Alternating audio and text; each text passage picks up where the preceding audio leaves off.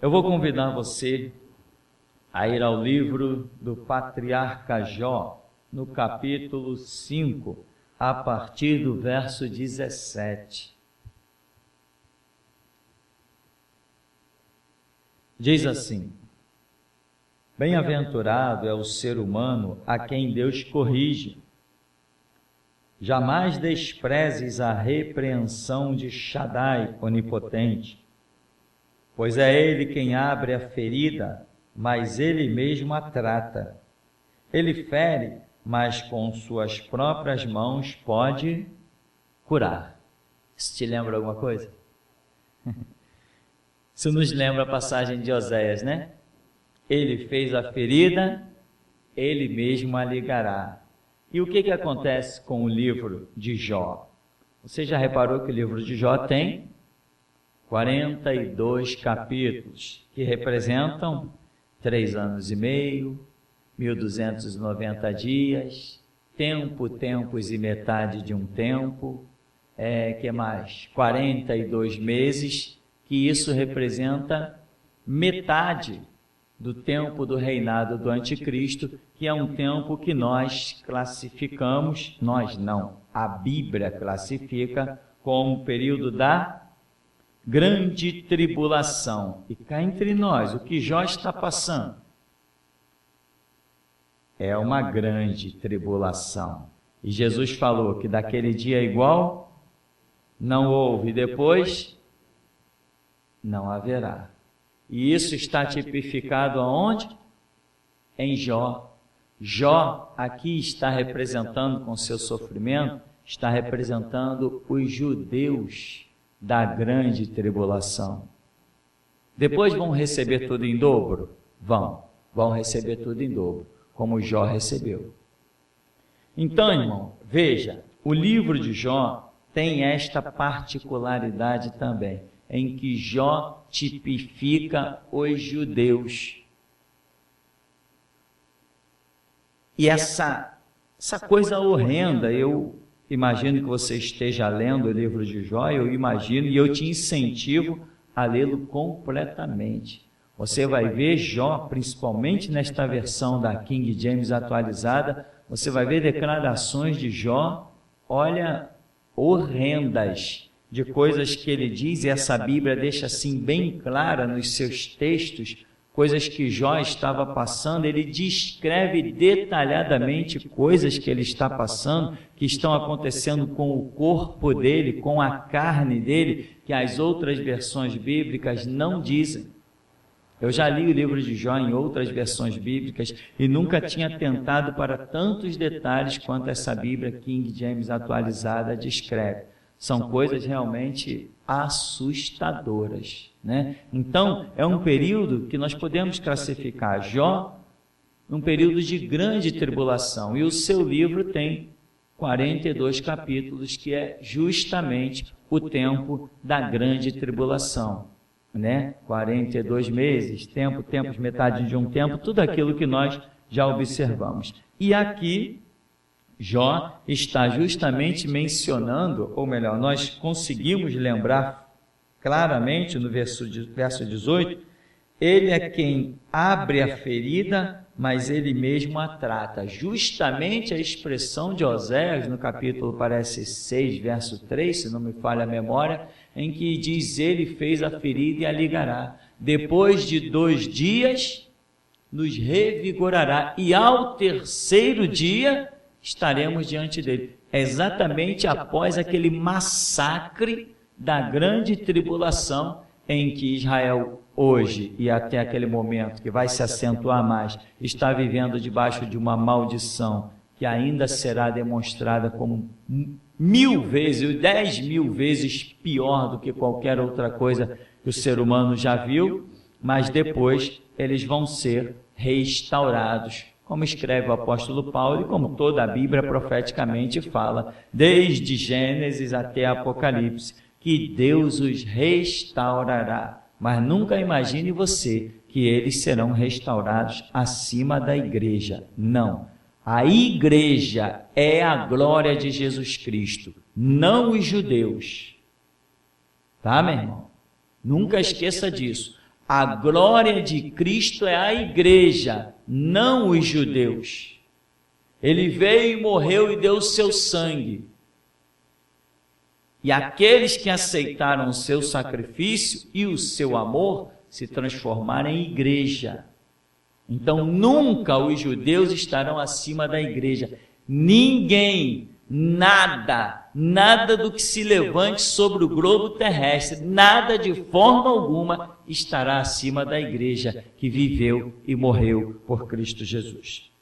Tá? Mas os judeus, como uma promessa feita a Abraão, Isaque e Jacó, escaparão. Todos? Não, todos não. Todos não. A Bíblia diz que os filhos de Jó foram tragados, não foram? Depois, no final do livro, vai dizer que Jó recebeu tudo em dobro. E os filhos? Não, os filhos que foram, foram. Né? Na verdade, tudo que se foi, se foi. Mas, na simbologia dos filhos, está mostrando que os filhos que foram, foram. Ele recebeu outros filhos. Né? Outro detalhe, Jó tem como tema central do seu livro uma equiparação muito perfeita com os judeus. Os judeus se auto-justificavam através dos sacrifícios. Não é exatamente a batalha, o tema central desse livro de Jó é justamente que demonstra que ele oferecia sacrifícios e dizia, se porventura meus filhos tiverem pecado. Então ele confiava demais nos sacrifícios dele, ao ponto de cometer coisas até que não deveria cometer, porque os sacrifícios ele não tinha que fazer. Nós não fazemos sacrifício por quem não reconhece que tem que haver um sacrifício por seus delitos. A pessoa que tem que ser reconhecedora do seu próprio delito para que o sacrifício pedido pela lei possa surtir efeito. Mas pelo que entendemos no livro de Jó, não, os filhos dele nem estavam aí para o sacrifício. E ele ia lá e oferecia sacrifício. E tem mais, ele dizia, porventura meus filhos pecaram. Ele não tinha nem prova se os seus filhos tinham pecado ou não. Então Jó tem uma personalidade muito confiada nos sacrifícios.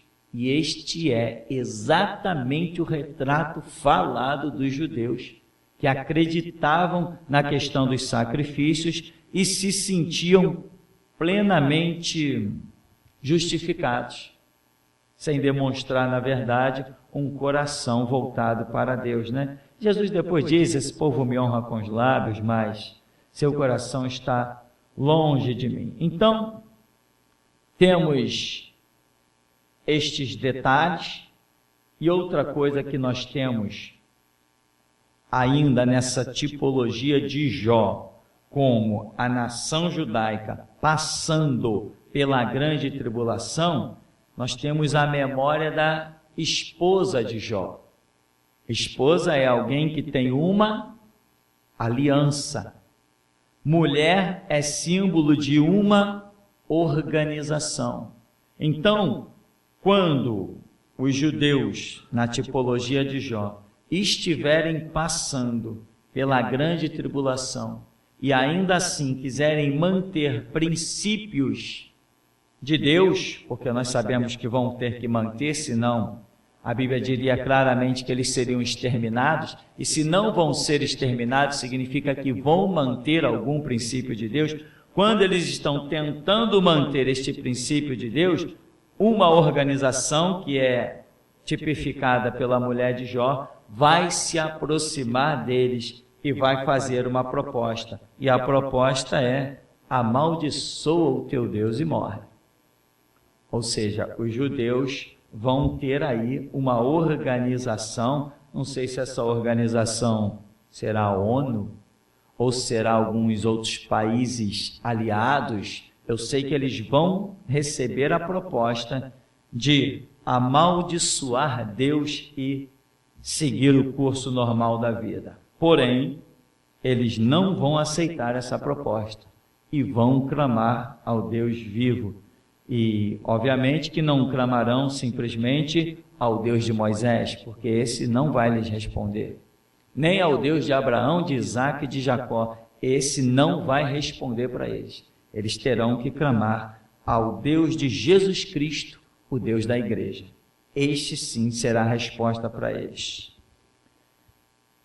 Bom, eu ainda quero pular com você lá para Jó capítulo 11.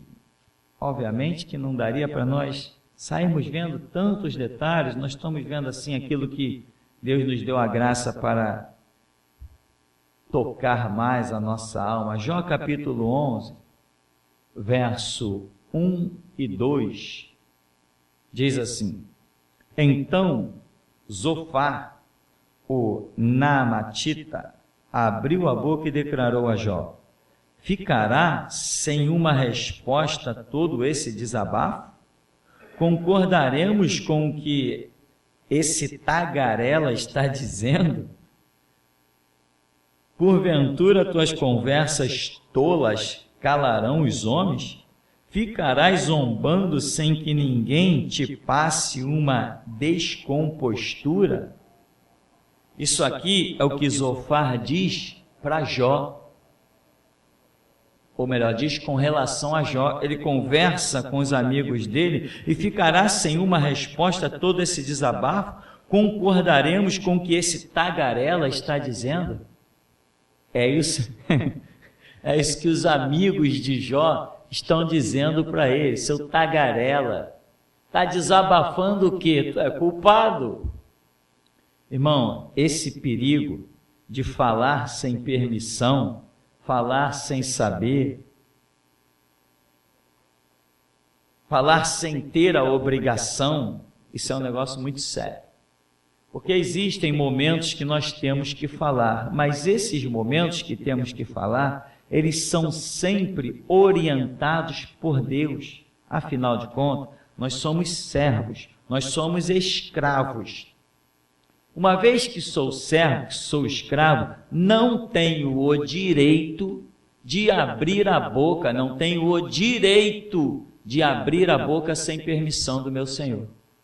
O que é a permissão do meu Senhor? Nós sentimos quando o Senhor nos enche para falarmos alguma coisa, nós sentimos aquele toque, nós sentimos aquela graça. Tem assuntos que as pessoas estão falando loucuras e tolices, mas nós sentimos que ali a situação está vazia, não tem a presença de Deus. Deus não está nos impelindo a falar. Então nós simplesmente deixamos cada um seguir na sua própria ignorância. Quando pessoas querem falar, mesmo da verdade que sabem, mas sem autorização e sem a graça de Deus, tudo não passa de um blá-blá-blá, desses debatezinhos besta que a gente vê em televisão, aquelas gritarias, um querendo prevalecer com a palavra literal em cima do outro, mas quando o espiritual está presente, meu irmão, você abre a boca e Deus cala todo mundo. Mas fora isso, é loucura. E o que esses amigos aqui, no caso esse Zofar aqui, amigo de Jó, belo amigo, como sempre, está dizendo: é um tagarela, está desabafando sem sentido, está se achando justo, está querendo fugir das suas culpas, né? Você lendo os capítulos, você vai vendo toda essa situação. E, no entanto, nós sabemos que Jó não está sendo taxado por Deus da mesma maneira que estes três estão olhando para Jó. E a respeito, irmão, de falar, eu quero dizer para você uma coisa. Falar é uma questão de saber, não só isso, mas ter permissão e às vezes ter a obrigação.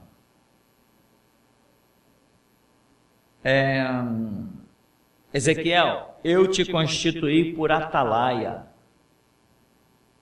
E quando o ímpio tiver para morrer, se você não o avisar, eu vou cobrar o sangue dele das tuas mãos. Então, Ezequiel está sendo chamado num cenário em que ele vai ser obrigado a falar.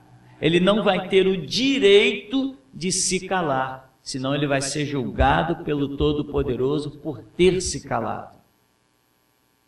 Então ele, mais do que permissão para falar, ele tem uma obrigação de falar. Agora, tem pessoas, meu irmão, que mesmo que saibam a verdade, não têm a permissão de falar. E tem gente que vive a querer ensinar os outros porque sabe. Quando nós sabemos da verdade escrita, isto não basta. Além da verdade escrita, tem que haver uma unção que nos capacitará a transformar a verdade escrita em poder de Deus. Esse negócio, irmão, de falar porque sabe, é loucura. Muita gente já chegou aqui e pegou as apostilas que nós temos aí, que cá entre nós, essas apostilas são a glória do século 21. Não tenha dúvida, é uma glória essas apostilas. E as pessoas pegam aqui e levam para as suas igrejas, que eu vou ministrar essa apostila. Eu digo assim, fugiu mais um louco do hospício. Que ministrar essa apostila, meu irmão? Eu não ministro essa apostila porque eu sei daquelas coisas que estão ali, não. É porque recebi a permissão. Cada vez que ministramos aquela apostila, ela acrescenta-nos um monte de novidades. Então, atente para isso, irmão. Deixa-me deixar bem claro para você. Não pense que você vai falar simplesmente porque sabe. Existe um toque de Deus. Existe algo sobrenatural. Uma unção que se processa dentro do nosso espírito, quando Deus quer que entremos numa situação para falar alguma coisa. Se não tivermos o toque de Deus, o nosso conhecimento, ele se transforma numa loucura, porque não é simplesmente pelo fato da palavra de Deus estar em nós, que nós teremos o direito, a obrigação ou o dever de abrir a boca a qualquer hora. A palavra de Deus, ela é dirigida a quem Ele quer que seja dirigida.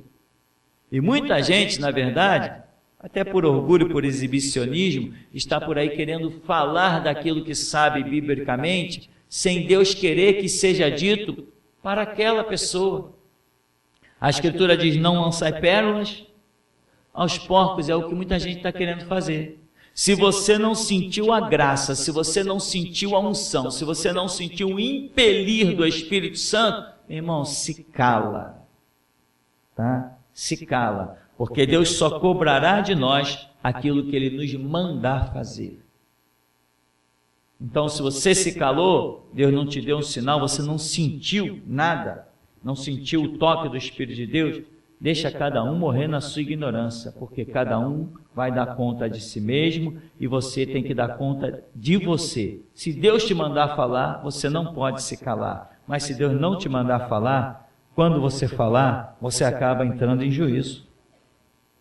Eu já vi muita gente se dar mal, por isso que eu estou frisando isso. Eu já vi muita gente dizendo, não posso me calar porque tenho conhecimento. Não, não é nada disso. Não posso me calar porque tenho a unção, e a unção ela não fica direto na nossa vida, ela vem sobre nós para aquele momento que for útil. É bom não esquecer disso. Aliás, que é muito bom não esquecer disso, tá? Tem uma pessoa aqui dentro, nesta hora, que está precisando muito dessa palavra. É um homem. Meu irmão, é bom você não esquecer disso. Esquece o teu conhecimento e espera vir sobre ti a unção e a revelação. E vou te adiantar, o teu tempo ainda não é chegado. E te digo mais, falta muito. Vai com calma, você vai se machucar.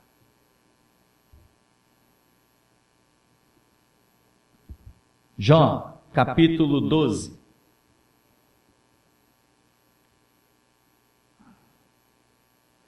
O capítulo 12 é um capítulo que Jó está debaixo das mais horrendas acusações, né? Então, Jó capítulo 12, verso 1 diz: Então Jó ponderou diante de seus amigos: sem dúvida vós sois a voz do povo, e em vós reside todo o saber. Penso que quando morrerem, a própria sabedoria desaparecerá.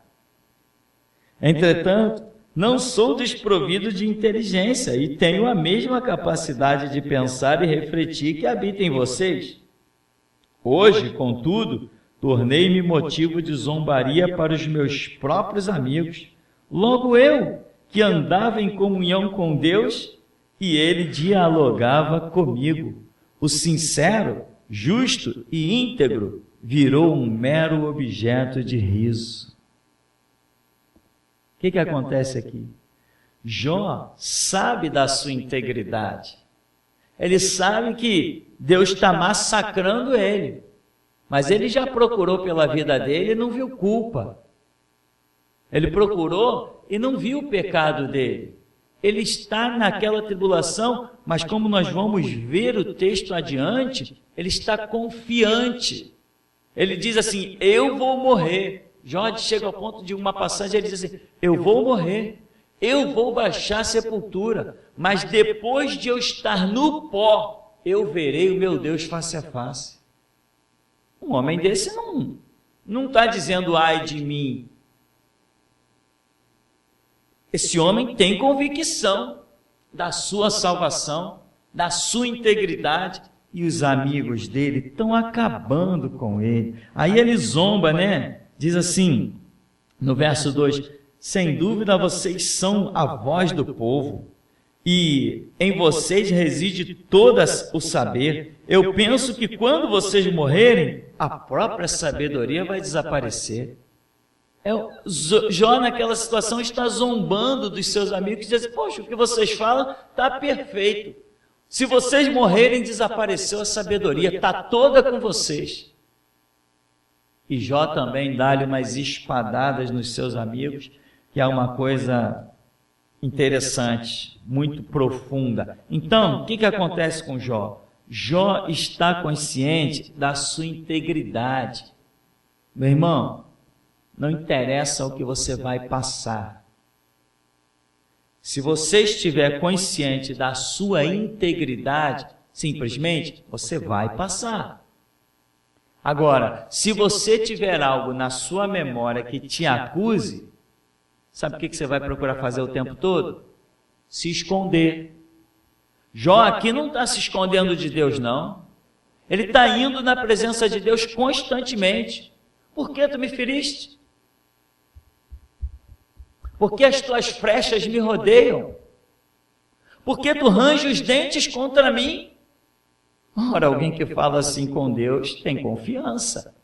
Confia na integridade que tem. Quem sabe que está pisando na bola, não tem autoridade.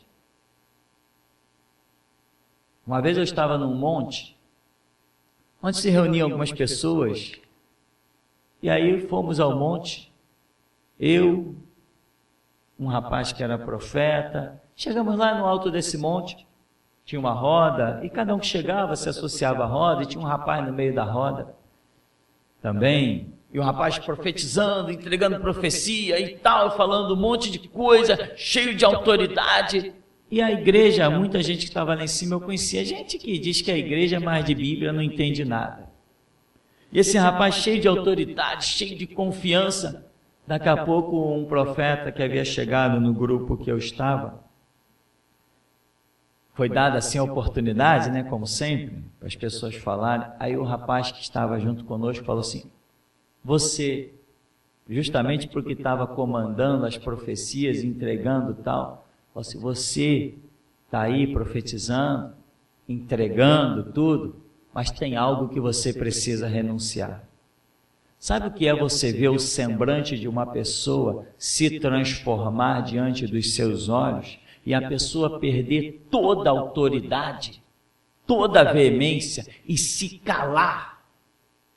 A pastora da igreja quando viu o profeta entregar isso, já sacou do telefone, já fingiu que foi fazer ligação, deve ter sido para o Barack Obama, e saiu da roda a pastora da igreja, porque sentiu o impacto quando o rapaz desconhecido, né, que chegou, falou assim, você está entregando, mas você tem algo para renunciar.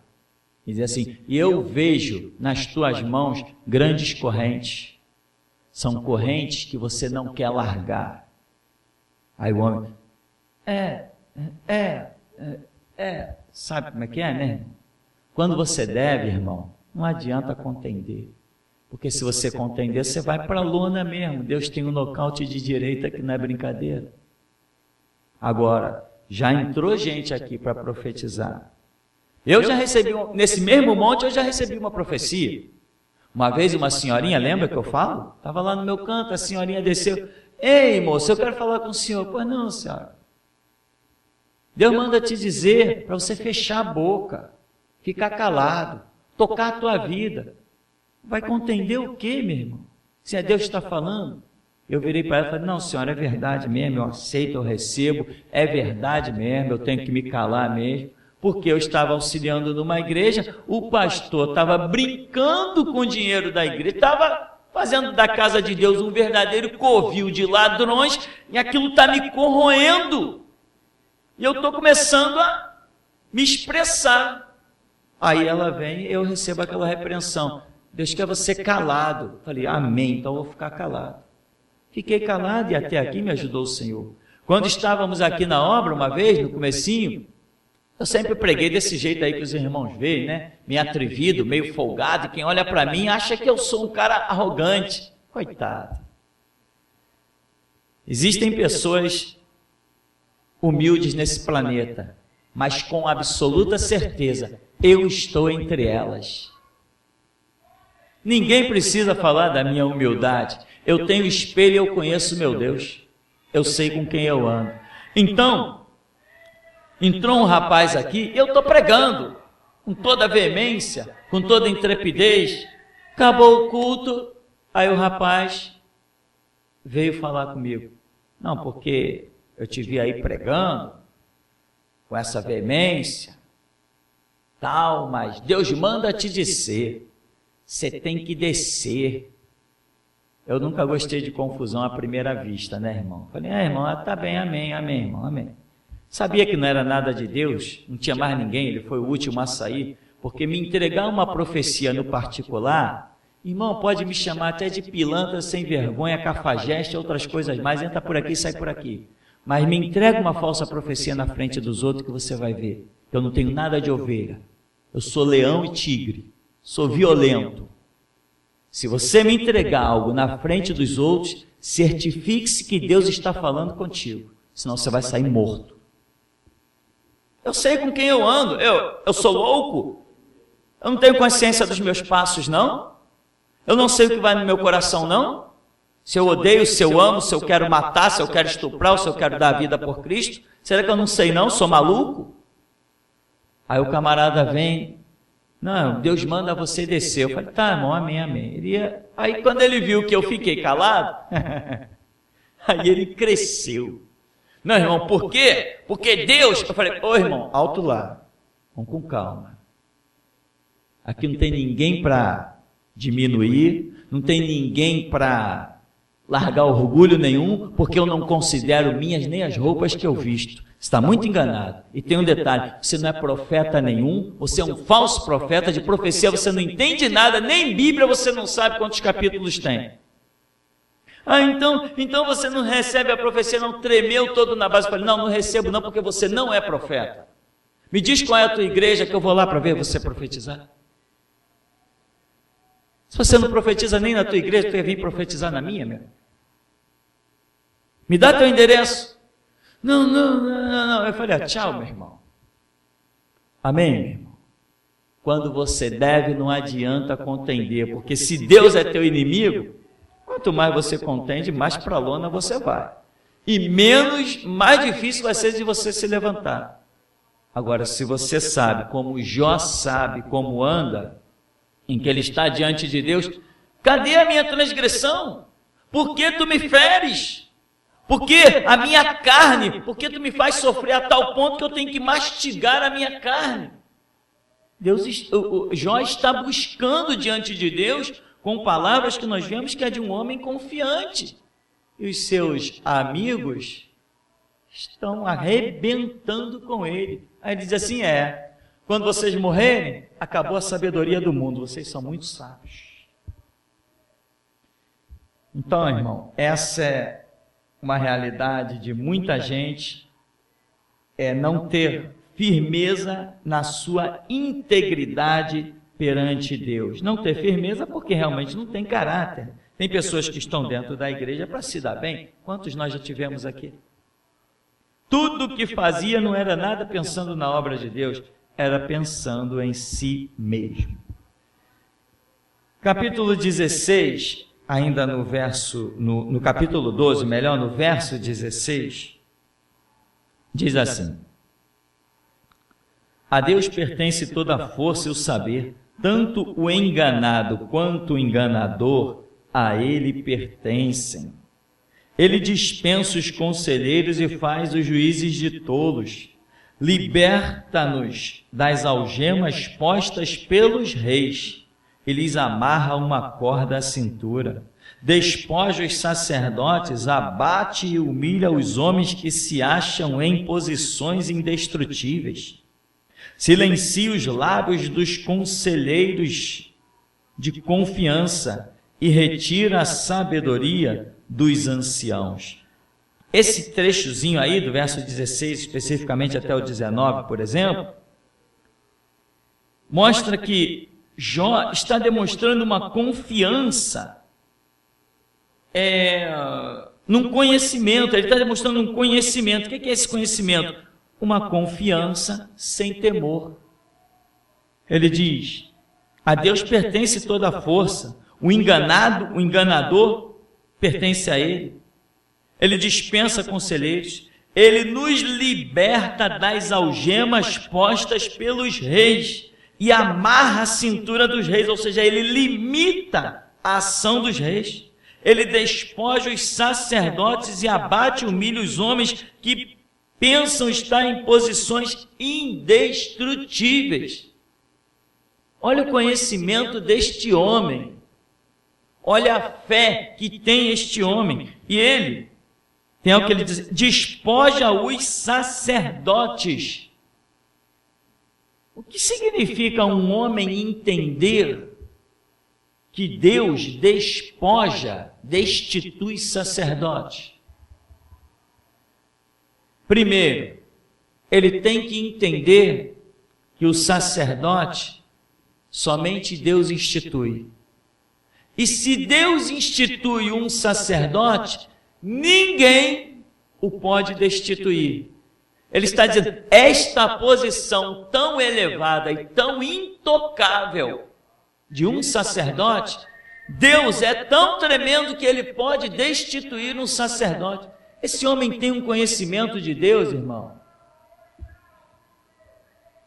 que se a nova geração, os que sucederam na era da igreja, tivessem tido 1/10 do conhecimento de Jó, a história da igreja teria que ser escrita de forma bem diferente. Essa expressão, despoja os sacerdotes e humilha os homens que se acham em posições indestrutíveis, isso aqui revela que o conhecimento de Jó a respeito de Deus é muito grande. Vamos lá no capítulo 13.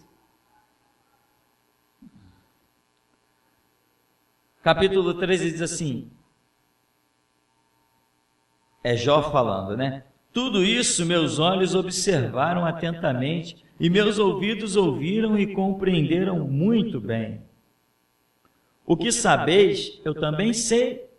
Não sou eu em nada inferior a vós. Entretanto, prefiro dirigir-me a Shaddai, o Todo-Poderoso. Quero defender-me diante de Deus. Olha só. Alguém que diz, eu quero me defender diante de Deus, sabendo que ele não tem como mentir,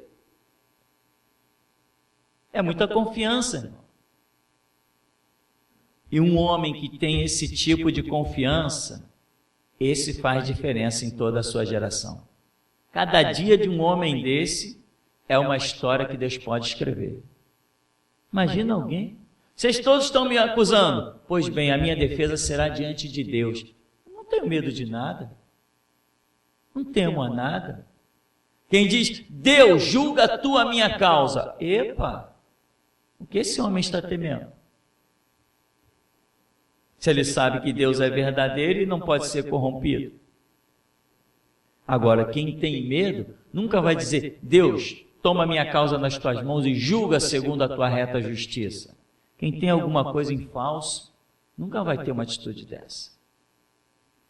Então, ele diz, prefiro dirigir-me ao Shaddai, o Todo-Poderoso, quero defender-me diante de Deus. Verso 4, vós, contudo, tramais ardis e mentiras, e sois todos médicos que não podem curar, nem confortar ninguém.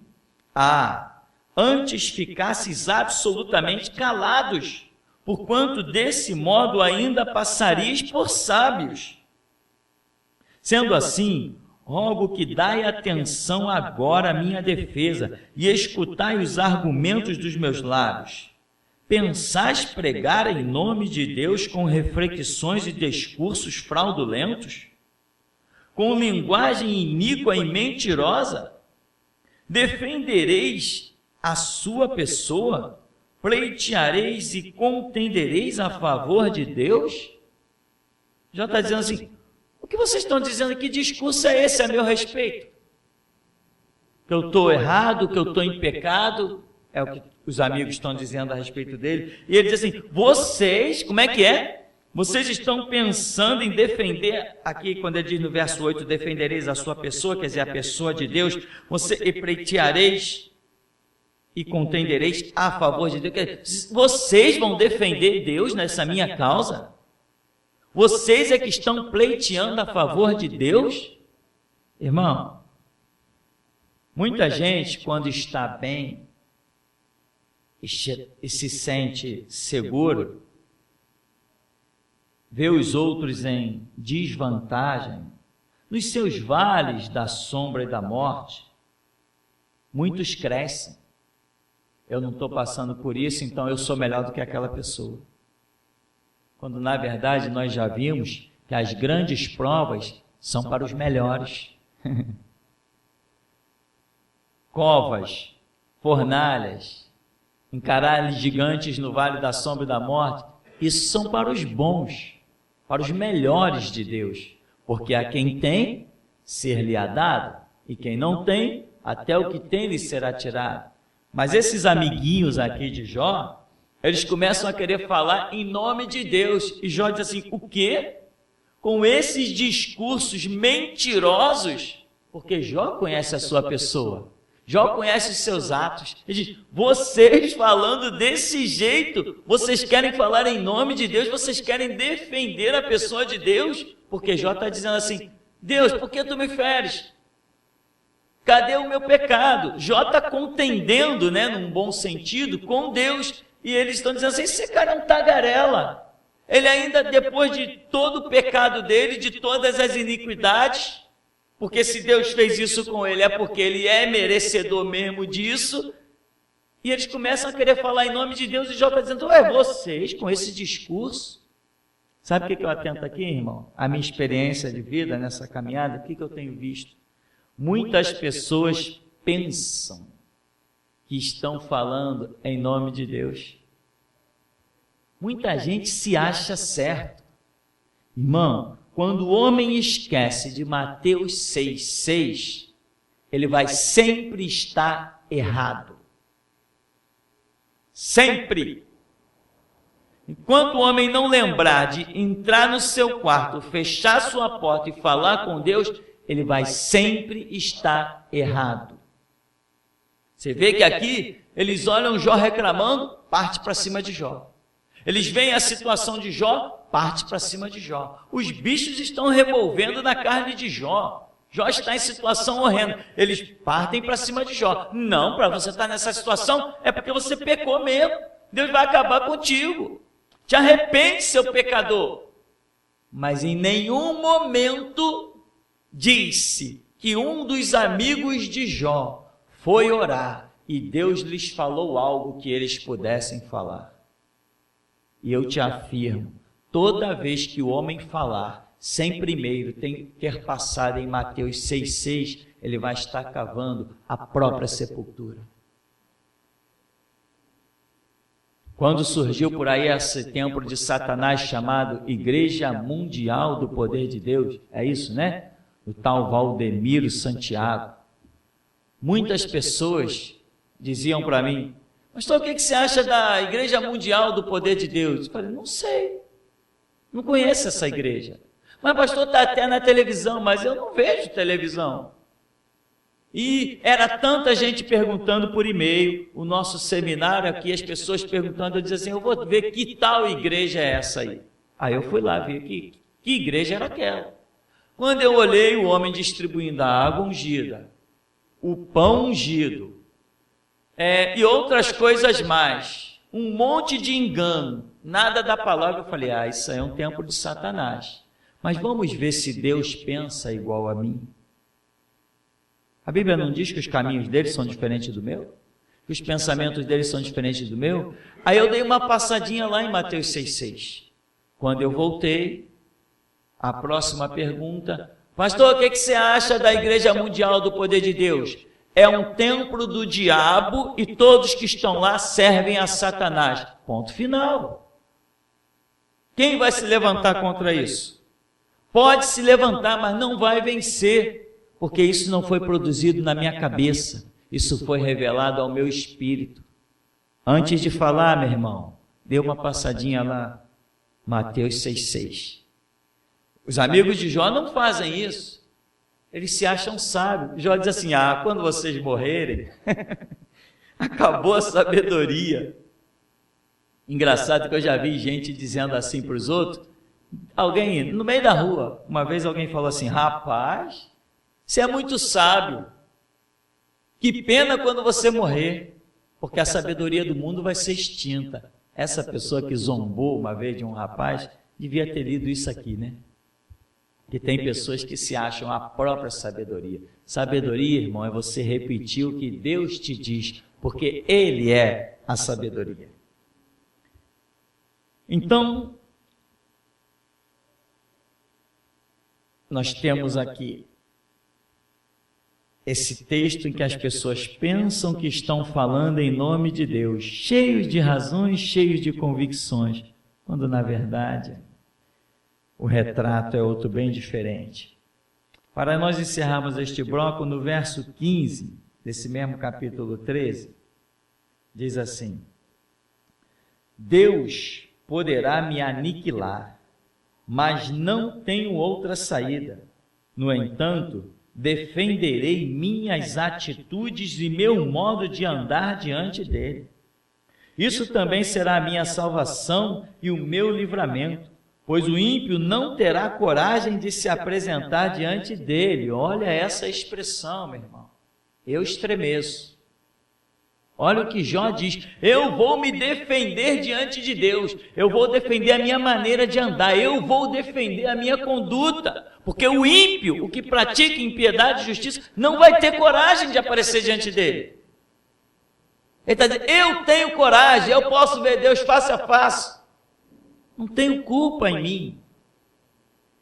Como ele não está num determinado momento entendendo certas coisas, e mesmo que estivesse entendendo, pelo que se descreve o livro, o sofrimento desse homem ultrapassou até a grande tribulação. É uma coisa horrenda. Então, ele diz assim, vamos repetir, verso 15, Deus poderá me aniquilar, mas não tenho outra saída. No entanto, defenderei minhas atitudes e o meu modo de andar diante dele. Isso também será a minha salvação e o meu livramento, pois o ímpio não terá coragem de se apresentar diante dele. Ouve, pois, com toda atenção as minhas ponderações, chega aos vossos ouvidos a minha voz e o meu pleito. Já preparei a minha defesa e sei que serei justificado. Quem olhasse para aquele homem dizia, isso é um desgraçado. A mulher diz, cara, amaldiçoa-se teu Deus e morre. Os amigos chegam e dizem assim, pô, tu tá? Já era, cara. Ele diz, Jó diz aqui nos capítulos anteriores aqui, Jó diz que todo o povo olha para ele.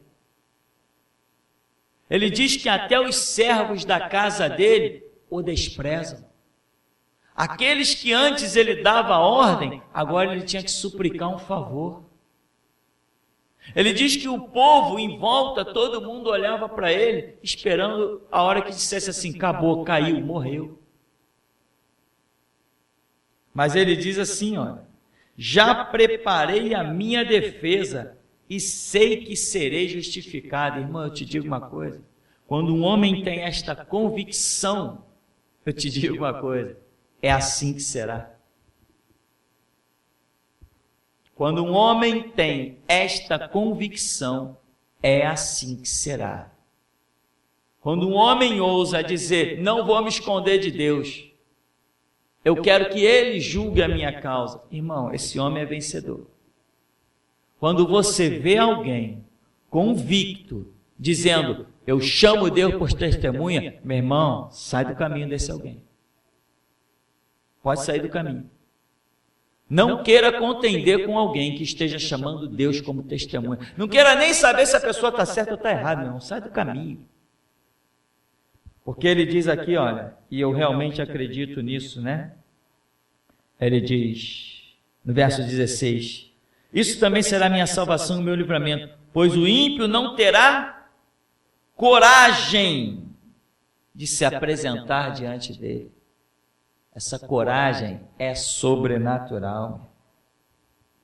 Se você pegar alguém que não anda com Deus e diz assim, alguém que esteja falando qualquer coisa contigo, você segura esse alguém e diz assim, vem cá, tu crê no teu Deus? Eu estou mesmo errado? Então vamos clamar aqui por vida ou por morte. Se eu estou errado, eu não volto para minha casa com vida. Mas se tu estiver errado, você não volta. Quer botar a prova? Ali resolve qualquer questão, meu irmão. Quantas questões já resolvi assim? Ah, eu não posso falar não? Deus não aprova o que eu digo não? Quer botar a tua vida na disputa com a minha? Quer botar a vida do teu filho contra a vida do meu filho? Quer chegar em casa e ter a notícia de que teu filho baixou a sepultura? Se eu tiver errado, eu ouço a respeito do meu. Se você tiver errado, você ouve a respeito do teu. Quer botar a prova? Não, não é bem assim, não é bem assim, porque o teu Deus não é igual ao meu. Tu sabe que não tem Deus como eu. Você não tem a fé que eu tenho. Então, meu irmão, convicção não é autossugestão. Essa convicção não é aqui da tua cabeça. Essa convicção é aqui, ó, dentro do teu espírito. Nós temos duas centrais de entendimento. Uma é a nossa mente, outra é o nosso espírito. O espírito testifica, não a nossa mente. O espírito testifica ao nosso espírito. Nós temos duas consciências indivisíveis para nós, mas compartimentos bem selecionados para Deus. Nós não temos duas centrais de decisão, mas nós temos sim duas centrais de percepção. Ou seja, tem coisas que discernimos naturalmente, né? Eu não preciso olhar para uma viga rachada e dizer, irmão, sai debaixo dessa viga que ela vai cair na tua cabeça. Alguém precisa? Os engenheiros não têm o Espírito de Deus e chegam aí, constroem coisas e condenam coisas. Agora, tem coisas que nós só discernimos espiritualmente. Essa coragem, essa convicção, essa força. Davi jamais desceria aquele vale para encarar Golias simplesmente da sua mente. Ele disse, eu pelejei contra o leão, eu pelejei contra um urso, mas o Senhor me livrou das garras do leão e das garras do urso. Então ele colocou a vida dele à prova, mas ele sabia, ele tinha informação que o livramento do leão e do urso vinha. Então não era só a mente dele na questão. Essa é a grande dica, meu irmão, se você quer ser um homem de Deus. Você precisa ouvir o som da sua consciência espiritual. Vou te dar um presente nessa noite, um presentaço. Ele não se processa aqui, ele se processa aqui. E quando eu falo aqui, é aqui mesmo, fisicamente. Estou falando aqui. Quando você, cuidado com aquilo que você conclui aqui. O que você conclui aqui, pode ser simplesmente você concluindo. Mas o que você não conclui, mas recebe aqui, aqui você pode encarar um mundo que você vai sair vencedor.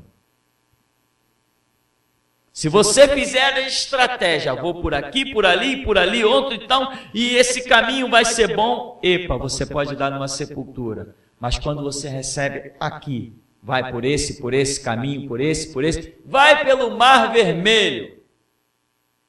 Pode ir, que você vai ser vencedor. Aliás, mais que vencedor, por aquele que nos amou e a si mesmo se entregou. Então, o que é que nós vemos nessa passagem, que nós lemos do verso 15 a 18? Nós vemos que Jó possui uma consciência irrepreensível, né? Não quer dizer que os homens considerassem isso, mas quer dizer que Jó considerava isso.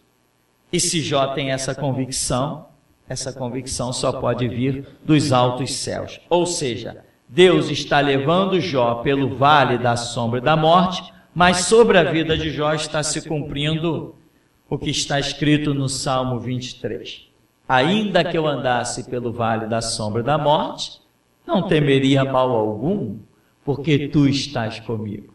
A tua vara e o teu cajado me consolam. Preparas uma mesa perante mim. Isso vai se cumprir na vida de Jó, na presença dos meus adversários. Amém, irmão?